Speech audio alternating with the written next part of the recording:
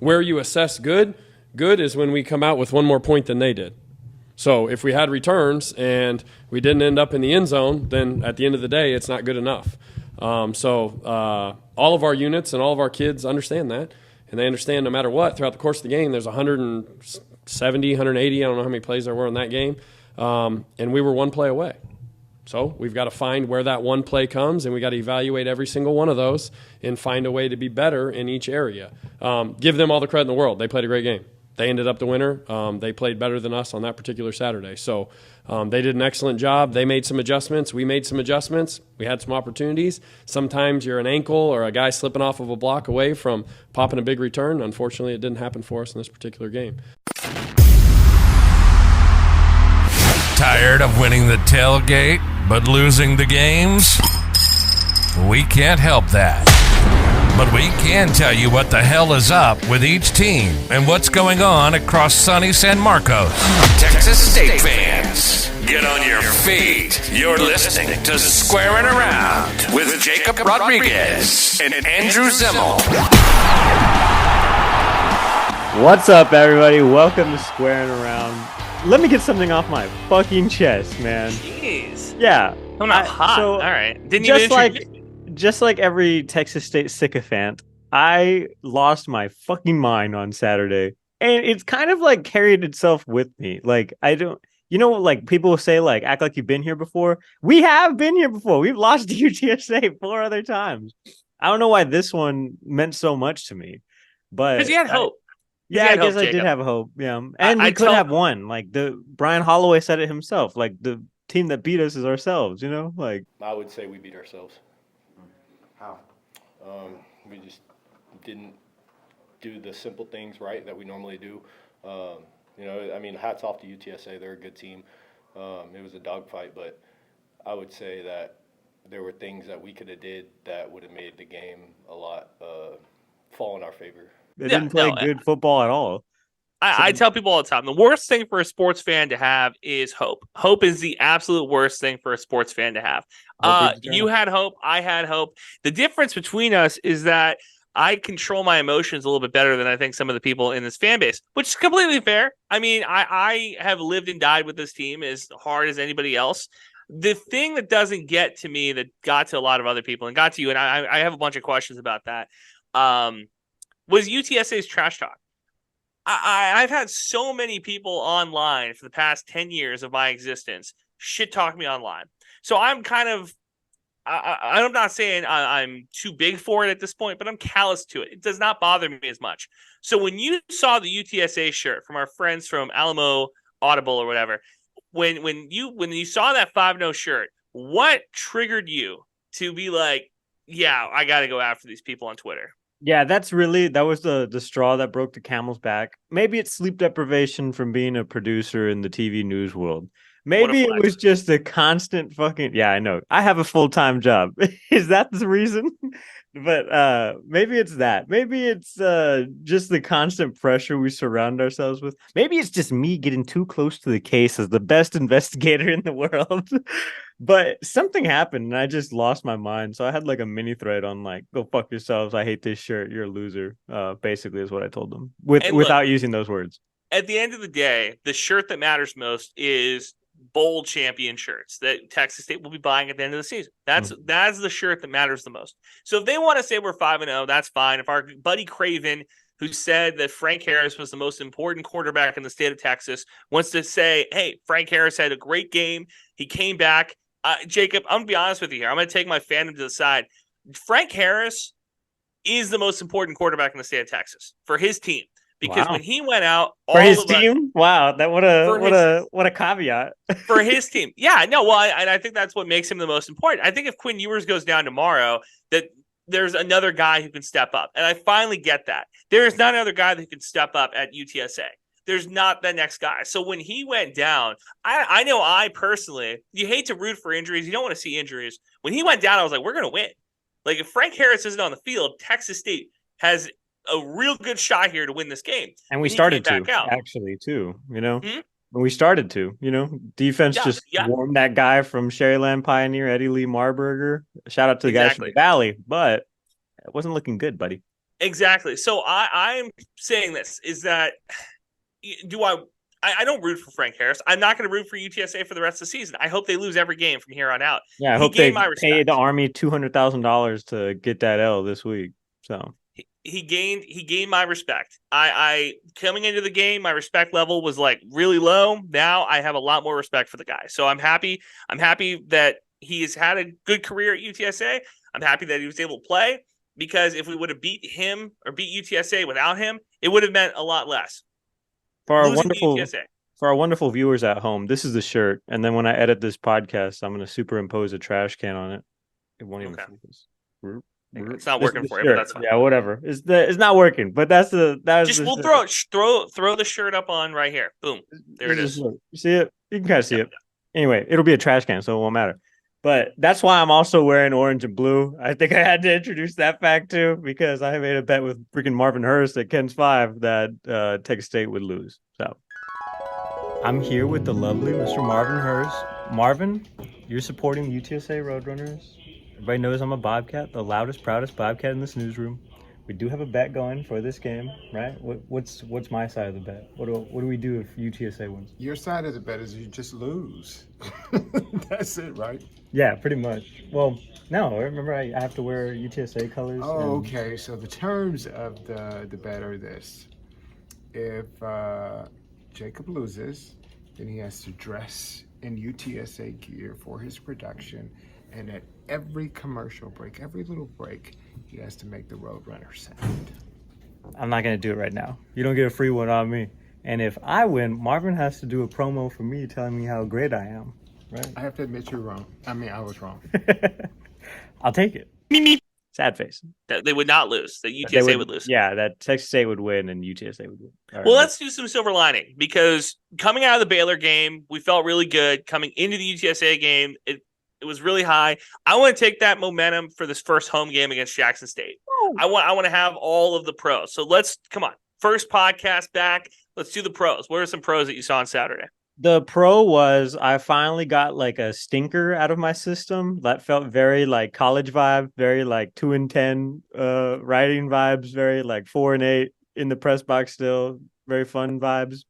Because I was prepared to write Baylor like that, right? If you go back to our projection podcast, we were like, we're going to lose against Baylor, might lose against UTSA, and, hopefully steamroll into the rest of non-conference play with Nevada and Jackson State this week, Nevada the week after, and be like 2-2. So now if we win out, I mean, we could be 3-1 potentially. 3-1 going into conference play still looks really good. I like that. So you got the stinker out of your system. So you're going super Jakob focused. That's completely fine here. Yeah, you said it too, right? Like if we 40 ball Jackson State, that looked very good. Yeah. I'm going this way. I'm going the positive was the defense. The defense looked better than I think it's ever looked. On a turf field, the Alamo Dome field has taken so many lives. We'll get to some of those injuries here in a minute. But I thought our defense looked better than it's ever looked. I think that it made Harris really uncomfortable. We held the running game down. And the offense, of course, is going to be the thing that everybody talks about. But look, when we talked to the Baylor guys, they were pretty impressed by the defense. Coming into the UTSA game, we said, hey, what is this defense going to look like? I feel really good about this defense. In fact, we'll flip the coin. Things I didn't like, the offense. Did not like to see the screenplays. Did not like to see the comebacks. In desperation time, screenplays. Yes. And I that was a big problem to me, is that I've seen this movie too many times not to know how it ends. When we're down by a touchdown and we're running screenplays, I don't like that. And the fact that we only rush, if you take away the negative yards from TJ Finley and you just go on how many yards we rush for, it was like 50 yards. You can't it was less than that. It was like less than 30. It was crazy. Or like when you take in his negative 28 yards because of the sacks, then it gets down to like 31. But like 50, it was like 50 yards between the running backs. You can't win football games when you can't run the ball. And that is going to be a thorn in the Bobcats side until we fix that problem. Now, Jackson State this weekend, they're 2-1. It's an FCS program. They have a quarterback who's played. I think this is his 6th year playing college football. You think to yourself, like, if the defense for Texas State is as good as advertised, this is the type of game that we can really establish a run, and you get a running back that gets 100 yards.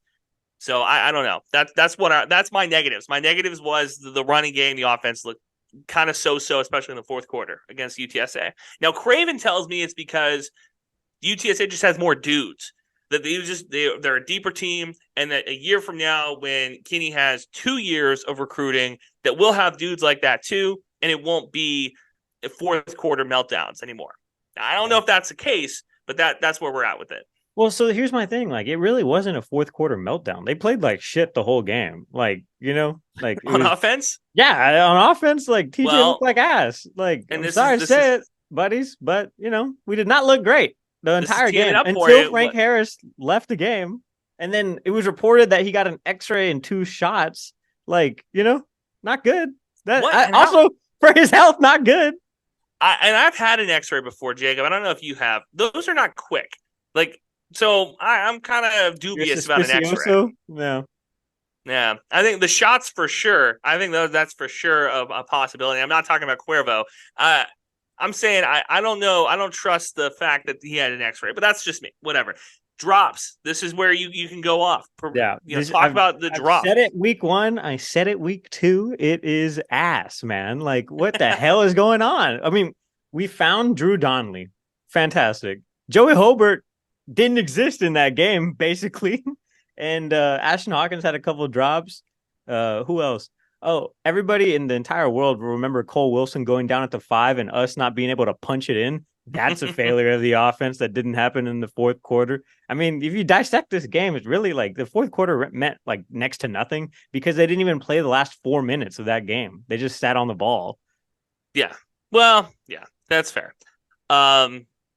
So but were you ever going to see that score like get run up? Like, I don't think so. I think Jeff Traylor and GJ Kinney have too much respect for themselves or each other, I should say. Well, and the other thing is that UTSA wasn't going to put themselves in a position where they had to throw the ball when they got the ball back. They were going to put themselves in a position where, especially we're going to throw. You know what I mean? Tandem of running backs had like 159 yards. They were like, whatever. We have an open lane through the middle. Let's just keep doing that. Which is ironic because the running game in the first half, and this is kind of where Craven and I are on the same page, that Texas State was worn down in the fourth quarter. And a lot of those chunk plays did come in the fourth quarter. So, look, if you take away that, I think that you get 2 guys who rush for maybe 70 yards, which is not great. You don't want to give them 100. Still like 140 yards. You don't want to give them 140 yards in the ground in any game, but all things considered, a okay showing. Like I still think the defense looked good. I still give them the win of the week.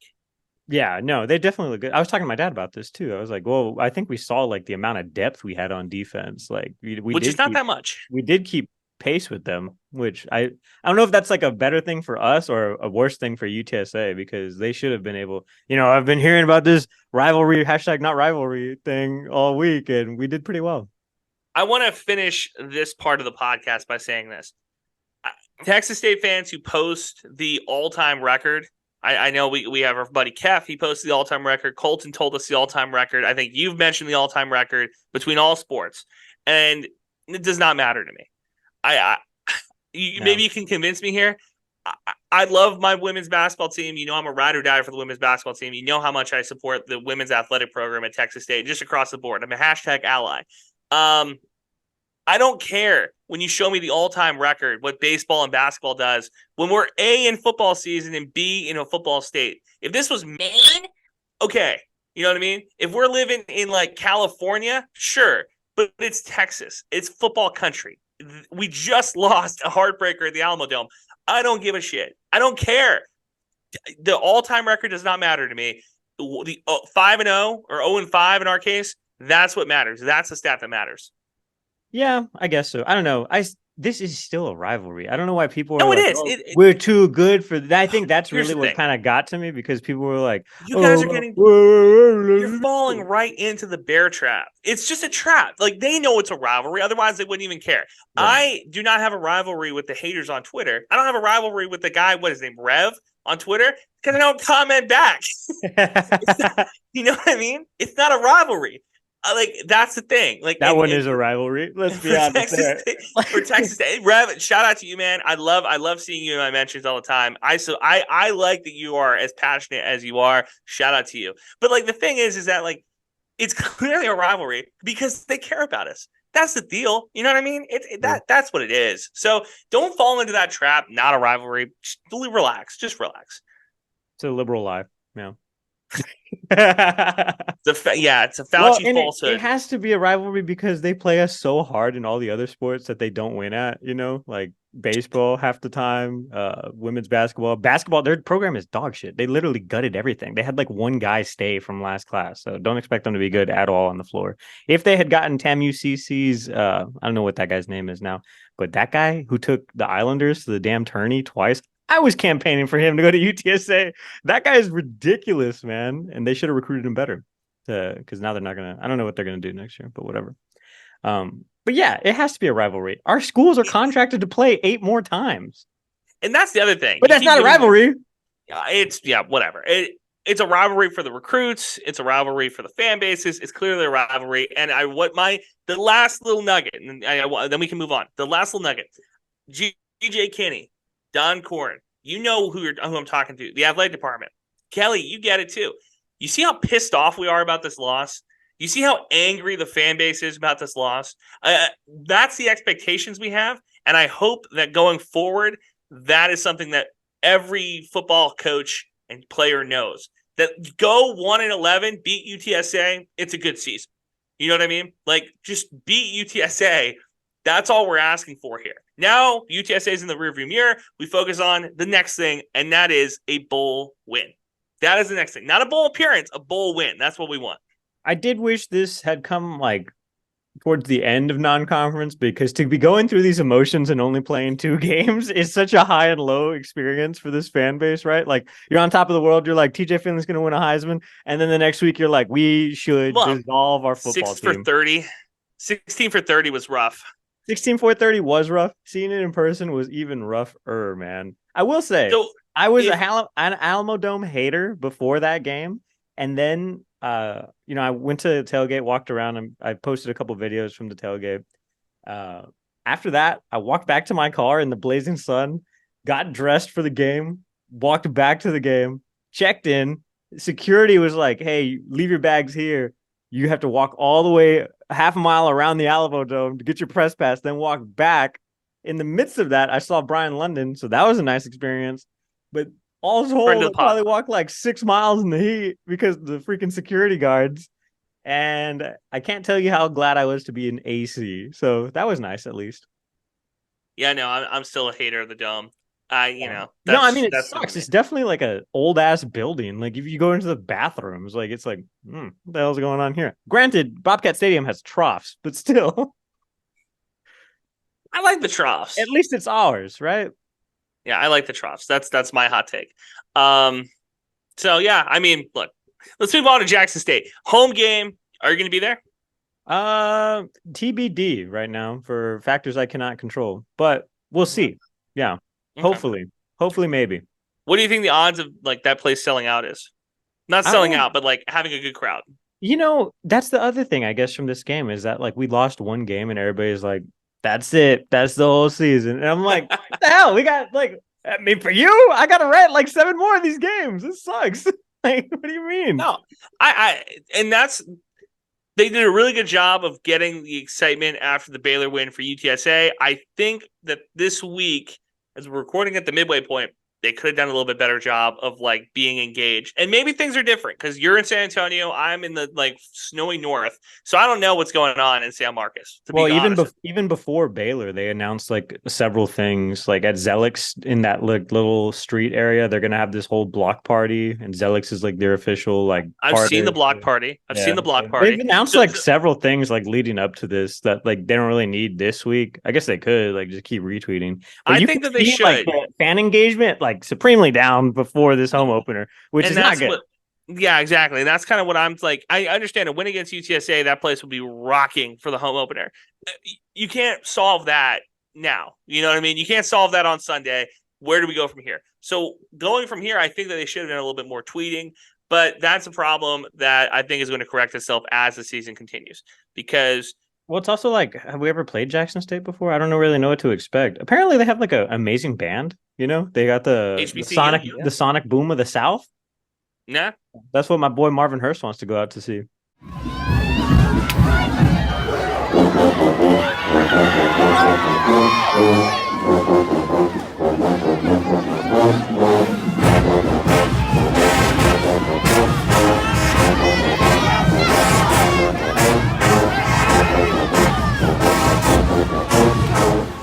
I can't wait to put them as far away from the field as possible.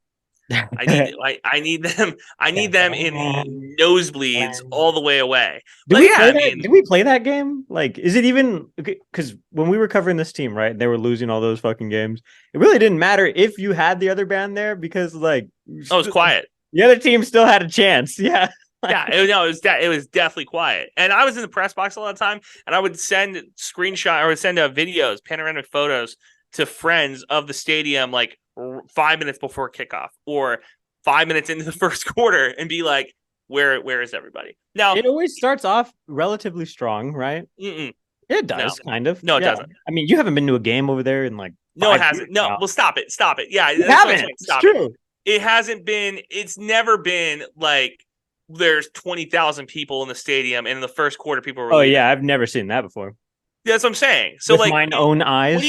When you're saying like it starts strong, like you're talking the season, it starts strong. Like, no, absolutely not. It's strong at the beginning of the season. So what are you saying? Because it's not strong at the beginning of the games. I don't know. Yeah, exactly. I'll just retract that whole take. It's okay. It's not even worth living or dying over because I think they averaged like 17,000 people, which is a lie. Which is a bull-faced lie. Average, right? Like means are sensitive to highs and lows in this game. So there's no way that 17,000 people are there on the daily. That's in the past. Now in the current day, a win against Jackson State this week, which I think is going to happen, that could change things. That really could. And allegedly they tell me that they've done a lot of good for season tickets. They've done a lot of good individual sale tickets.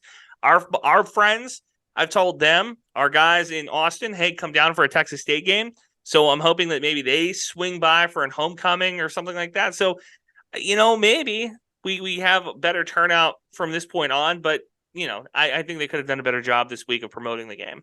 For the first time that I can remember, at least, this is the first time that we're playing this team. Do you remember anything? No, I don't think that we've ever played Texas or play Jackson State before. Now this is a big one because a year ago we were talking about it potentially of Dion coming to town, and we were all super concerned for obvious reasons. Yeah, for obvious reasons. They were going to put us on fucking ESPN regardless of who was in the coaching chair. Yes. So now, because that's not the case anymore, I feel a lot better about a Jackson State showdown. Here's the thing. Jackson State, this is the only FBS program that they play this year. So this is, ironically, their Super Bowl. Now, Jacob, we're paying them some money. I don't know how much. I was going to say, Mr. Moneybags, you're going to find out how much we're paying them to play? Yeah, but then it gets sad. Like, dang, like that's what we're giving up for. I don't know. Those stories that I've been doing, right? When Texas State won, $375,000 to go play Baylor. And then I don't think we made any money on that UTSA game, like I said before. Split the tickets at the gate? Not even, because we only get like 10 or 15 from that, Well, 15. Normally, so when we play, I think it's NRG next year, we go to Houston. We're not splitting that either. Really? Yeah, we're not. We only get like 8,000 and then they get the rest. For tickets? Or are you talking like... So, okay. That's a totally different thing. So what I'm saying is that sometimes when it's like a big rivalry game like that, now granted, this one was at UTSA, so I imagine that they probably get the concessions, they get the gate. But a lot of times what happens is that they will split the gate price. So even if Texas State is going to NRG, they will split that price at the ticket. So like... That's not what the contract said. Oh, that's what I'm asking.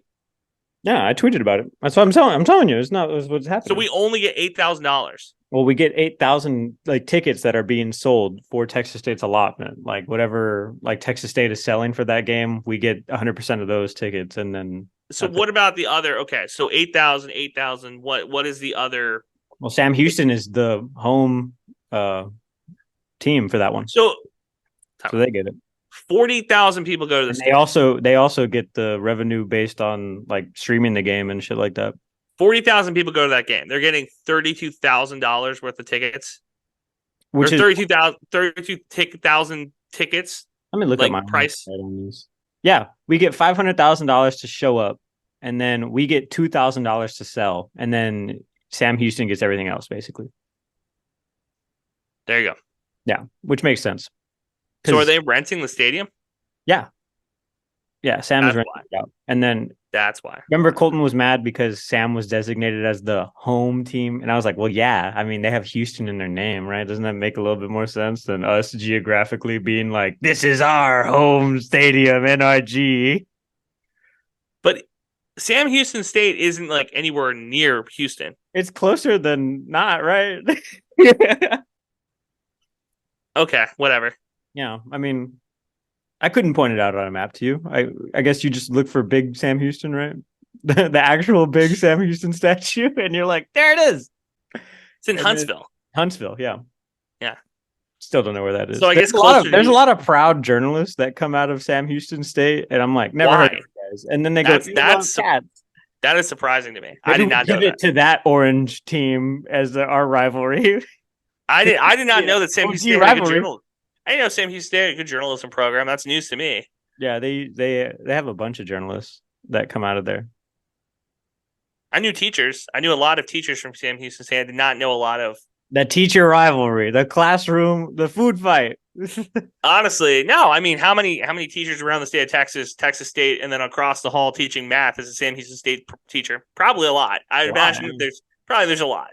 I actually had more Texas State teachers than anything, and maybe I was just conditioned, early on. Yeah, you were in the Teach for America schools. Pretty much, yeah, probably. Yeah.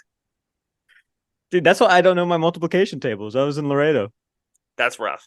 Yeah, that's tough luck. Don't come up to me and ask me math questions. I will fuck up. I had a lot of A&M and UT grads, but who's really winning that one? Go to UT to get a teaching degree. Anyway, Jackson. I love them. Shout out the Horns. Andy, I'm wearing UTSA gear right now, and that sucks. But soon, I'm going to be wearing our own stuff from Elite Sports, and that'll change my life.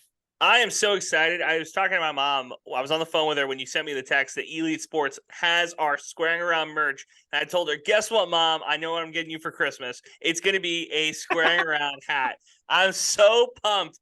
I cannot wait to be rocking the Squaring Around gear on this podcast and then just around the regular time. How many people have a podcast? Billions. How many people have merch? Hundreds. How many people have merch as cool as Elite Sports? Zero. It's only us. We're the only group that has this cool crap. Yeah, and when you buy that stuff, you can directly support this podcast. We appreciate your business. We appreciate you supporting Elite Sports. They've been with us since the very beginning, since before our DCTF arrival. So we appreciate them for just hanging out with us. And, Shane, the guy that owns Elite Sports, he's a beast. So we appreciate your work, Shane. Shout out Elite Sports. Shout out Squaring Around. Shout out you. Please continue to support Elite Sports and us. Yeah, EliteSports.com. Use code SQUARE at checkout. Me. Jackson State is what? 2-1 in non-conference. As you were saying, they wrap up a non-conference with us. And this is a whiteout game for them. How do you make theme games for away stadiums? They're going to show up in droves. They travel very, very well. And that was even before Dion. That's something that a lot of people who were not keeping up with HBCUs did not realize. That Jackson State, in no means I would consider them a powerhouse FCS program, but they were a team that, consistently was competing, and they have a good fan base. So I would not be surprised if that stadium is pretty raucous on Saturday. Raucous. I would like to see the visiting tickets. I would like to see how many visiting tickets they sold. My thought process is this. This is I'm building this half-baked take right now. Half-baked take. Half-baked take. If it was that good, if they had that many people showing up, I feel like they would do more online marketing to get people to come to this game. Like, I feel like if they knew on Monday, oh my God, they sold 10,000 tickets or whatever to Jackson State, they'd be like, oh, we need to make sure that people show up to this game. Otherwise, we are going to be outnumbered. That does not seem to have happened, maybe.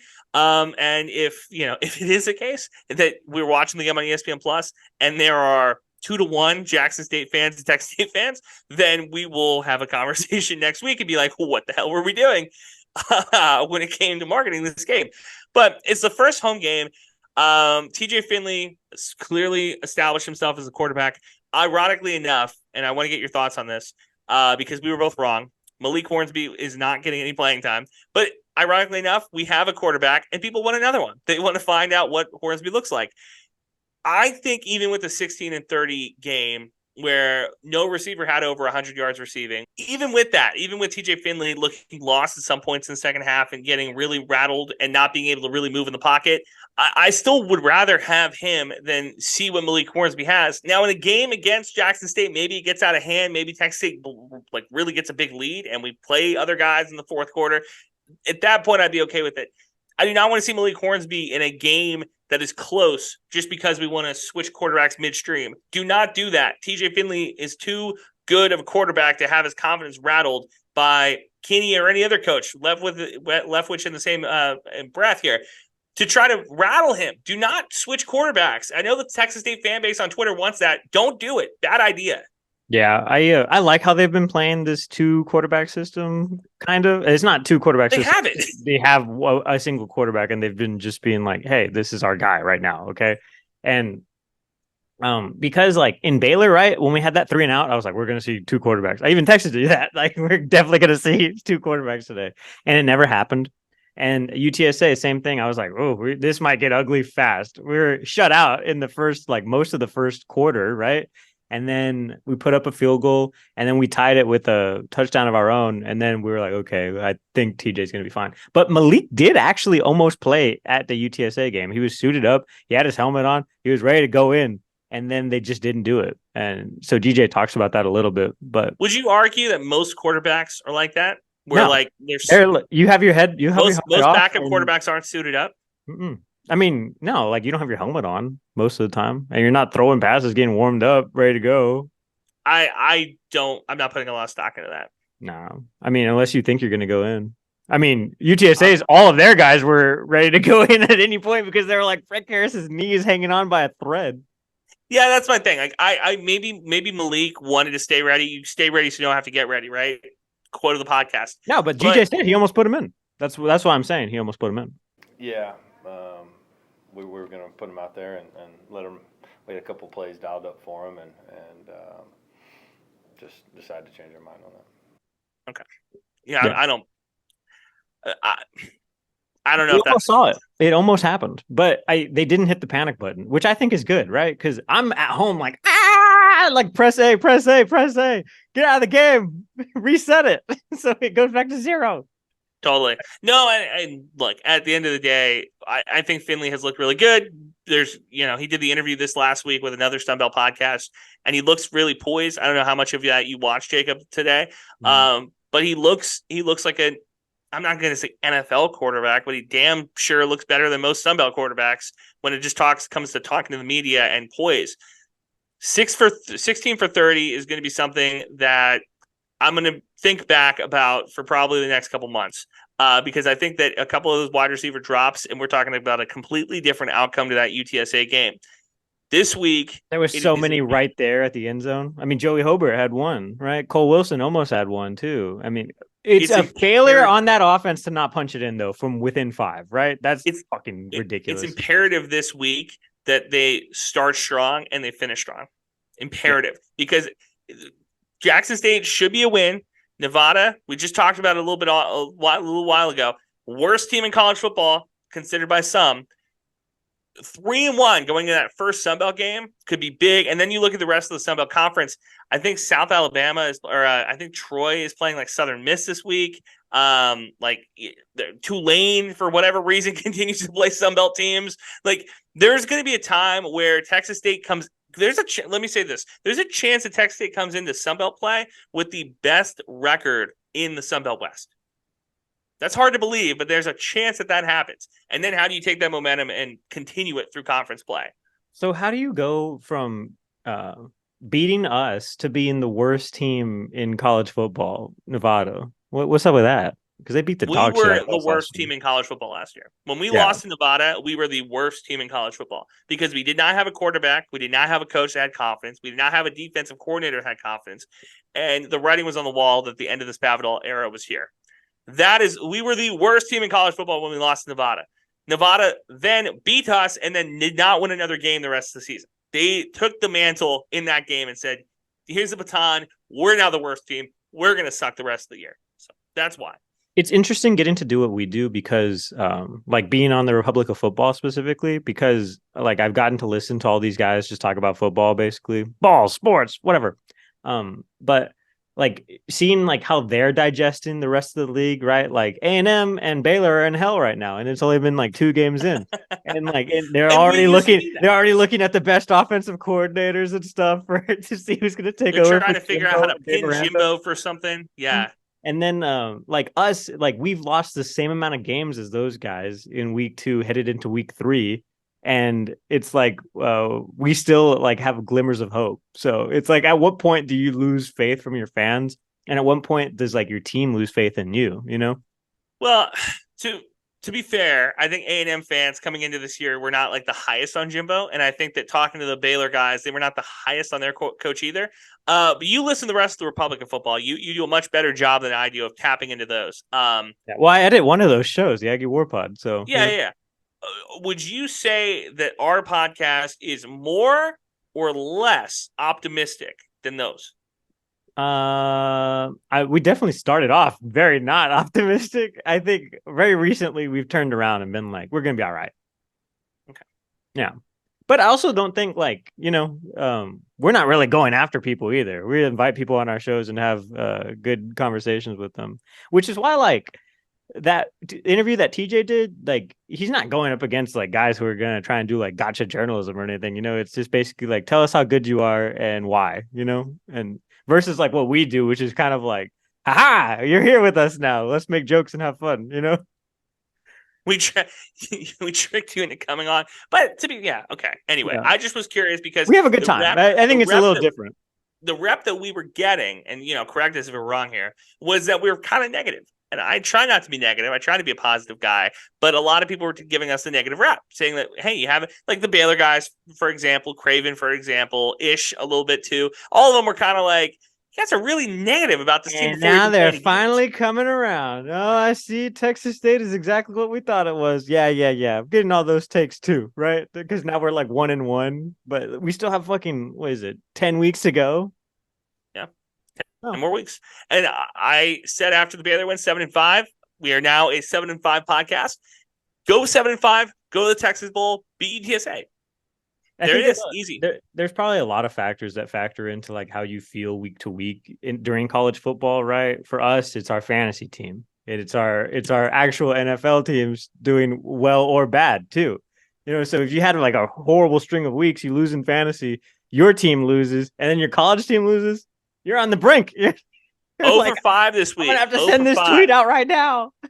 Texas State, Vikings, 3 fantasy leagues, 0-5. Rarity. That's a bad week, in this life. But hey, you know what? We persevere. We move on to the next thing. Tomorrow night, Vikings are playing the Eagles. I've already chalked that up to a loss. Texas State, don't let me down, baby. Yeah. And the Cowboys have the Jets this week. So, Dub Squad.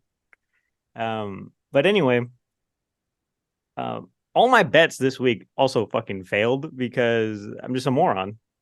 And Frank Harris let me down again. I think this is the 6th time I've bet on him to have the over on passing yards, and he's let me down. If you bet the under in that game. Time out. We're about to expose your ass. You bet the over on Frank Harris passing yards, and he was playing over for TJ Finley and Frank Harris because I thought it was going to be a shootout. The Texas shootout.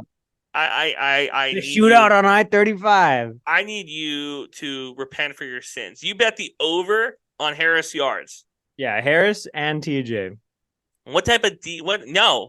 You don't get that. You don't get that cop out. No. What type of trust do you have in our defense to be betting the over on Harris yards? This is exposure. This is crazy. I can't believe you would do this. The matchup I was watching that entire game was Joshua Cephas, Josh Eaton. That was really cool. If you guys saw that, they were playing mostly on the left side the entire game. So it was right in my line of view. And I was able to see what people say is one of the best receivers in the country And then Joshua Eaton, who's like super talented guy, a guy who plays both sides of the ball for us. Yeah, pretty cool, pretty fun. How'd he do? What would you give him the grade for? C plus. Yeah, but they were kind of spreading Josh Eaton around, and so like I feel like if it was like this is your guy the whole game, it would be different, you know. Plus, like nobody's catching the ball out there. Josh just played defense this game. Be a different story too. I mean, Joshua Cephas had his fucking way. He posterized one of our guys. It was horrible in the end zone. Yeah, tough times. Tough times. Tough times. Is he that good on the next level? I don't know. Maybe not. Maybe that's why he didn't leave. Still no Texas State shirts on home field, Andy. I'm going to keep talking about it. I understand. I want him to support Texas State as much as the next guy, but I know a bunch of people who graduate from other universities. I know you are a Bobcat through and through. Mm-hmm. I have Minnesota ties. I got West Virginia ties. I got ties at UT. I got a lot of ties everywhere, and guess what? They have shirts for every team except Texas State. I love home field. I wear their shirts proudly all the time. You can go shop over there as well and use code SQUARE to get a discount off. Use code SQUARE. Yeah, I'm a big Tulane guy, big green wave guy. No, I don't own any home field apparel. My first home field apparel shirt is going to be a Texas State one. Book that shit. There you go. I have my Minnesota shirt. I got a West Virginia shirt. North Dakota State's got a couple of shirts on there that I've been looking at. They got a couple of good ones. Homefield.com. Use code SQUARE at checkout. This is kind of like a recap episode, really. Like, you want to do score prediction? Sure. So we don't have a line yet for Texas State UT or Texas State Jackson State. The rest of the conference essentially is underdogs for the most part. I think there's only a couple of teams that are favored this week. Texas State, of course, is going to be favored at home against an FCS opponent. I think that the Bobcats correct the mistakes that they made on last Saturday, and the running game is not going to be corrected in the way that I want it to be, which would mean the way I want it to be is we have a 100-yard rusher. That's not happening. But I think we rush for over 100 yards as a team. I'm giving Texas State a 35-17 advantage over Jackson State. And we're going to be 2-1 going into Nevada and then 3-1 going into conference play. That's where I'm at now. Things you got to look for in the game is us to have more than fucking 40 yards rushing. I could have, your toddler could have told you that at home, but also just for TJ to have more touchdowns in the air, because I don't think we had a single touchdown in the air last week, because his stats still say 3 touchdowns overall, 500 yards over 3 games, or 2 games, I should say. Sorry. I feel like that's all Baylor, right? Because we scored touchdown, punched it in. Yeah. No, I think that makes sense to me. 13-20. Ouch. That hoits. Texas State's favored to win this game 97%. Have we given up that before? Yes. Act like you've been here. On the football power index, for sure. Yeah, no, I saw that today, and I was like, that's a rough one. Yeah. That's a rough look. Also, if you're looking at the football power index, because it looks like you're looking at it on ESPN, I already showed you this, but you can put it up here on the screen. Our beautiful stadium from, I want to say 2010, that looks like circa 2010 with the track still around the field, the train in the background. It's a nice stadium. I love our stadium. It doesn't look like that anymore. That's back when, like, if you lived at Bobcat Village, you were the shit, you know? Oh, brother, Bobcat Village, bro. Holy shit. Brother, it's still like that. It's still like that. Oh, I guess so. I think those bags hang out at Bobcat Village. Yeah, dude. I tell you what, man. If you were doing a campus tour and they were like, "Oh, you could live in this dorm or that dorm," and it was like Bobcat Village, be like, "Those guys fuck." It's like, oh, those guys are cool. You know what I mean? Those guys are cool. Like that's what that reminds me of. Yeah. I had a couple friends. I had a couple friends that lived in Bobcat Village. That was one of those like only places on. It's on campus, but like those are the only places you can really have a party, because it was like apartment like living in dorm like setting. Shout out to them, bro. That's our boy Tristan was an RA, and even those RAs at Bobcat Village had like that aura to them, like, oh, I'm better than you. I'm like, bro, you fucking are a resident assistant. Get the fuck out of my face, loser. Yo, but they were cool. Cool. That was like that's like if you're in the military and they're like, you're going to Kuwait, you're going to like Baghdad, you're going to Hawaii. It's like, all right, let's go. You know, salute to service. Hell yeah. It's like, Oh, where were you stationed? The Middle East. Where were you stationed? Siberia. Where were you stationed? Hawaii, bro. Honolulu, brother. I mean, shout out to them because Yeah. that's kind of what that is the RA situation. I think in Bobcat Village. Correct us if you're wrong. If we're wrong and you lived in Bobcat Village and you're like, this was the worst experience of my life, let us know because I think those are seem like the coolest place. Rate your dorm experience. I mean, you were at the tower, right? Your first LLC, baby. And then you moved out. And then I did 1 year in the dorms, then I moved I was out. 2 years on campus. My first year was at Jackson Hall, and then my second year was at Tower with Tristan when he was an RA. Tower's fine. It was fine. You know, It's was good great. when you become a young man, a young up and coming, strapping young man. You know, when you're right by the square. You know. Oh yeah, okay. Yeah. I enjoyed it. My LLC experience. Then I moved off campus and lived with B Snow and Wisdom, and that was incredible. It was a great experience. Fun times. Did you guys have an RA over there, Dom? No, we lived at the lodge. Yeah. We needed an RA for some of those wild nights. Some of those hijinks that you guys are getting. Oh, dude. Mario Party, bro. Went crazy. So we've been talking about this a lot, Tim. Like the fact that people need to get pump it up. Let's pump that Cobra or pump that Cobra. I really hope that they demonetize you for that. Yeah. I hope that Joe Biden Let's pump this Bobcat spirit up, buddy. Like what could we say? Get out to the home game. It's hard to be pumped up when you're from North Dakota, I guess, right? When you're coming to us live from North Dakota. Pokemon Go to the game. I mean, look. Look, you got to go to the game. It's a home opener. There's no better experience than Bobcat Stadium when that place is rocking. Some of the, I think, best experiences of my college life were in that stadium when it was super packed. When it was not super packed, it was very depressing. The last game I went to as a student was they were giving away like $10,000 or $100,000 or something absurd. They were giving money away, and it was me and the girlfriends of the players, essentially. And we all were in the student section and nobody was there. And we get the very famous What a Fan photo of me where I'm yelling at the officials. And like, I mean, look, when that place is rocking, that place is rocking. And I really hope that people go out and support this weekend. And if you're in San Marcos or the greater San Marcos area in Central Texas, go to the game. The tickets are super cheap.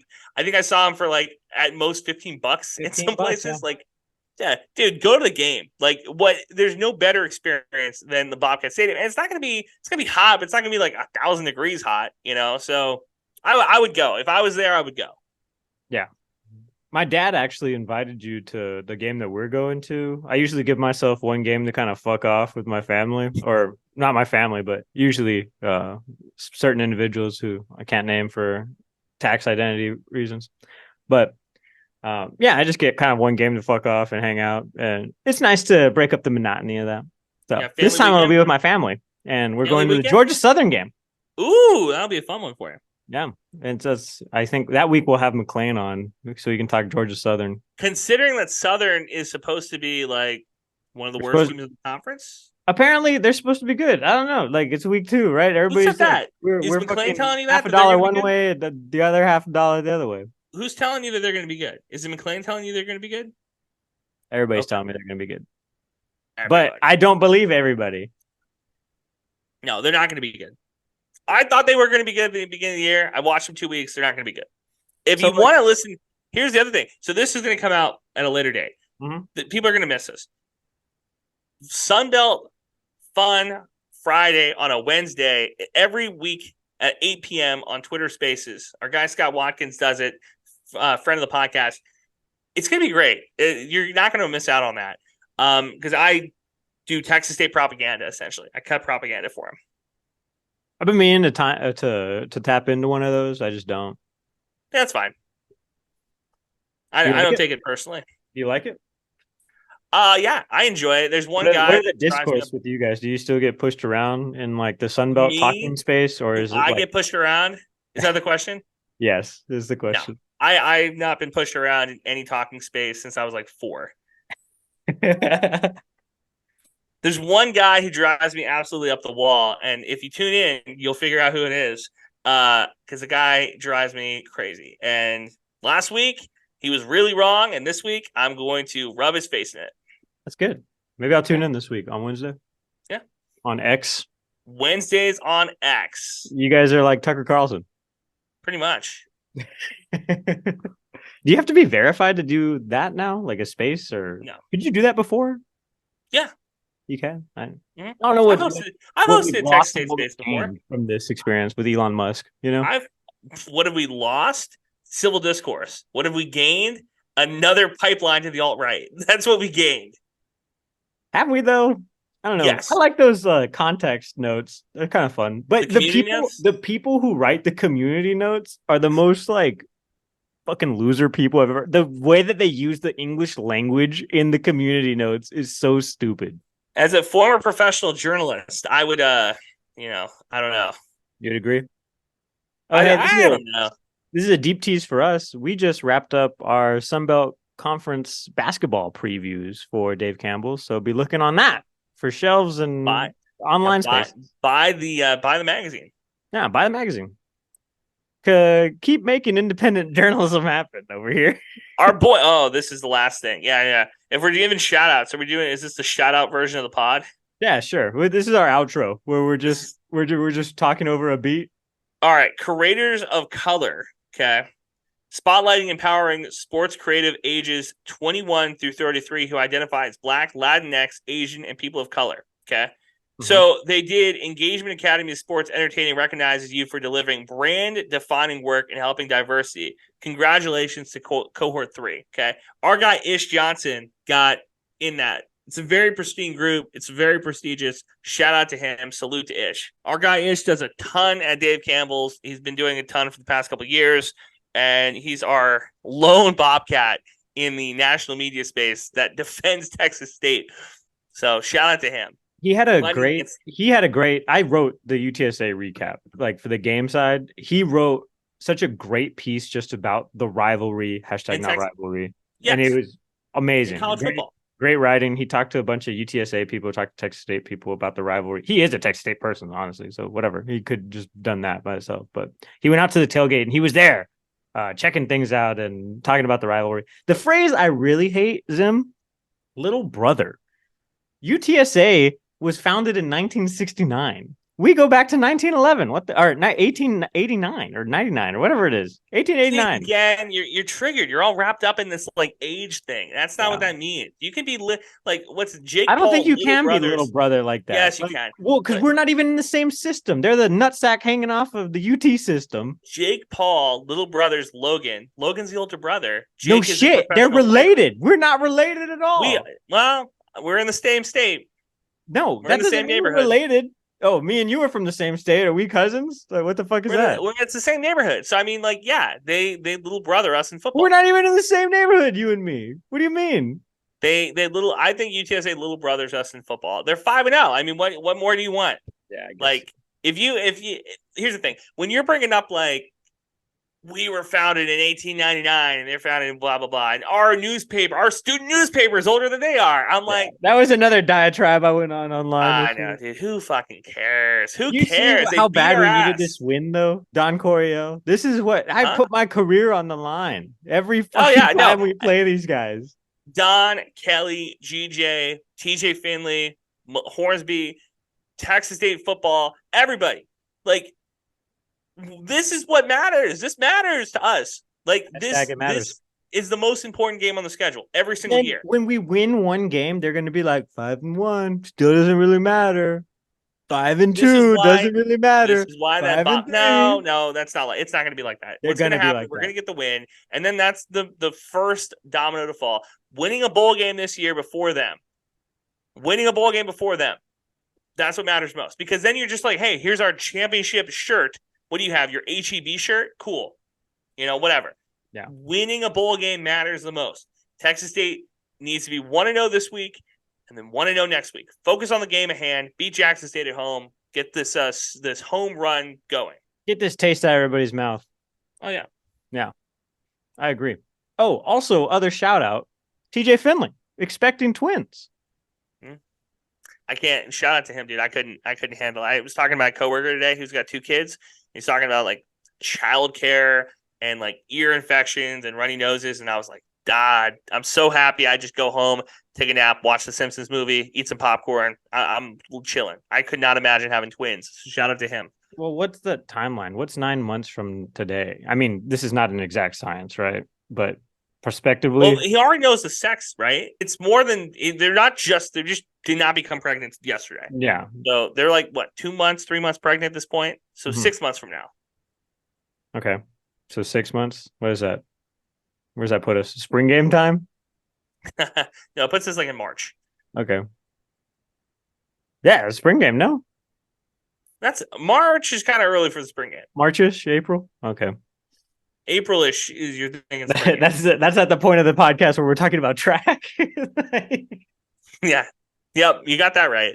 We need to. What we need to do is talk to the other. Shut up. Hold on. March is when we're going to be talking about an NCAA tournament run for my women's basketball program. That's what we're going to be talking about in March. That's what we're talking about in March. Okay, cool. Yeah, don't put that bad juju talking track in March. I don't want to. You want to preview your article? What did you find talking to the team and discussing different players with your multiple personalities? lot of new faces. A lot of new faces brought in the transfer portal. We're taking the prime time way of trying to rebuild a program. We lost, I think of the 7 players who played more than 15 minutes a game, I think 5 of them left. I think we only have 1 returner, Lauren Thompson. So it's going to be a rough go about it because the rest of the Lauren Thompson's 5th year, right? Yeah. She's not with us, but just in general. Yes, she's grad student this year. The rest of the conference brought back most of their best players. The MVP of the conference graduated off of JMU. They did bring back their 6th person of the year, so that'll be interesting. It's gonna be a rough road. 20 wins, I don't think that's in the cards. 15, 17, yeah, maybe. But look, I told you before, regular season does not matter. I don't give a shit. You got to win the 4 games in the tournament. Win the 4 games in the tournament and get an NCAA bid. That is what matters most. I don't care about the rest of the stuff. Get a good seeding. Good seeding matters, I guess. You don't win 20 games and then not win the first round. We lost last year in the conference championship game to JMU.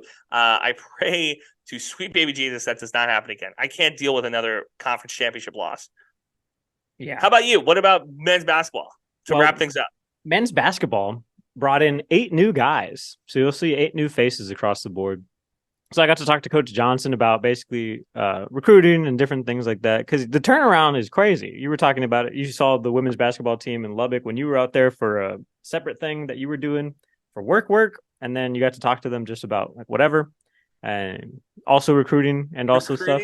What do you mean whatever? Yeah, whatever. Talking about basketball? You always talk to Coach Z about more than basketball. It's life, man. Yeah, it's true. This is the relationship I have. The rest of you beat writers are professional, and I'm over here.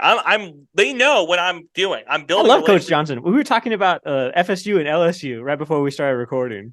So. I'm building these relationships because in a couple of years I'm going to be the #1 booster for Texas State, and we're going to win a national championship. You're going to be like LSU women's basketball's that sexy male coach they have. You know what I'm talking about? I'm not bringing Kim Mulkey sexy around, man coach. What I am going to do is open up the NIL checkbook. That's the next step here, guys. Okay.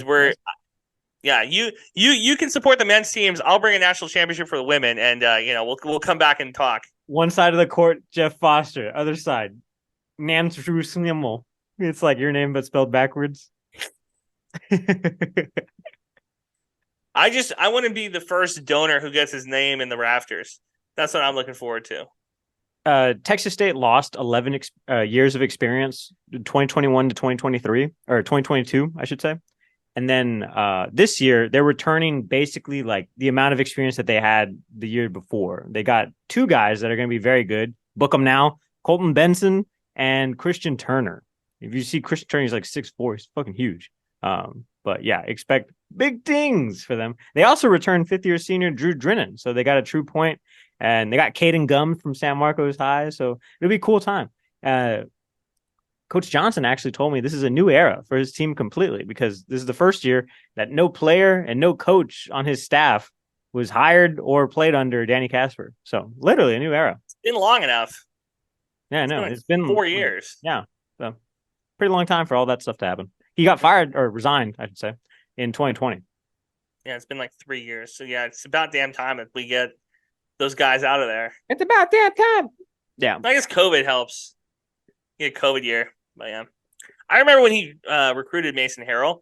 He was on the road talking about, like, I'm recruiting this, like, 5'0" point guard, and I think he's going to be the next big thing. And I was like, what the hell type of player are we bringing in? And then Harrell turned into the type of guy that he was. And that's the last time I ever questioned Danny Casper. Well, last time I questioned him for about 2.5 years. And then I was like, what the hell is this guy doing over there?